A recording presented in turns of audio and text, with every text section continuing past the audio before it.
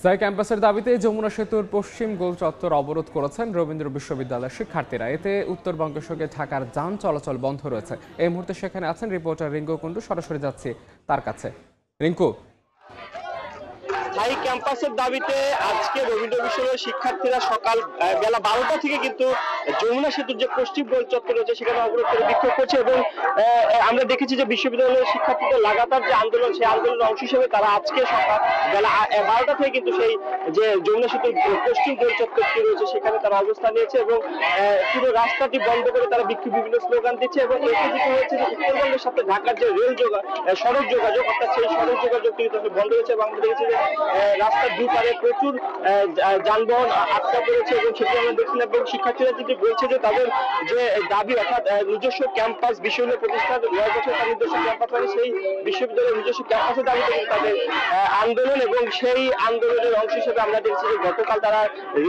6 ঘন্টা রেলপথ অবরোধ করে রেখেছিল এবং আজকে বেলা 12টা থেকে সেই যে মহাসড়কে, অর্থাৎ উত্তরবঙ্গের যে প্রবেশদ্বার, অর্থাৎ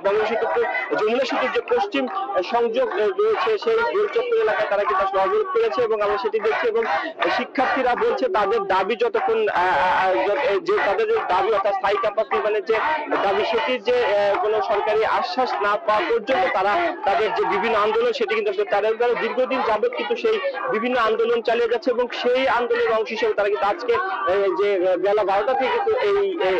অবরোধটি রয়েছে। মহাসড়ক অবরোধের ফলে কিন্তু আমরা দেখেছি যে যাত্রীদের দুর্ভোগ হচ্ছে, তারা মহাসড়কের দুই পাশে যানবাহন আসলে আটকা করেছে এবং আমরা দেখেছি যে এই যে শিক্ষার্থীদের যে আন্দোলন, অর্থাৎ রবীন্দ্র বিশ্ববিদ্যালয়ের যে স্থায়ী ক্যাম্পাস দাবিতে আন্দোলন, তাদের সাথে একাত্মতা প্রকাশ করেছে বিশ্ববিদ্যালয়ের শিক্ষক, কর্মকর্তা, কর্মচারী সকলে আসলে একাত্মতা প্রকাশ করে এবং শাহজাদপুর থেকে তারা বাস যোগে কিন্তু পশ্চিম পাড়ে এসেছে এবং তারা সেখানে অবস্থান নিয়েছেন এবং বেলা 12টা থেকে সে অবস্থান কর্মসূচি চলছে এবং তারা অবস্থান নিয়ে তাদের যে দাবি, অর্থাৎ স্থায়ী ক্যাম্পাসের দাবিতে তারা বিভিন্ন স্লোগান দিয়ে বিক্ষোভ করছে। তো এই ছিল সিরাজগঞ্জ থেকে আমাদের কাছে মহাসড়ক অবরোধের সবচেয়ে। স্থায়ী ক্যাম্পাসের দাবিতে আন্দোলন করছেন রবীন্দ্র বিশ্ববিদ্যালয়ের শিক্ষার্থীরা। সে খবর জানতে সরাসরি যুক্ত ছিলাম সেখানে।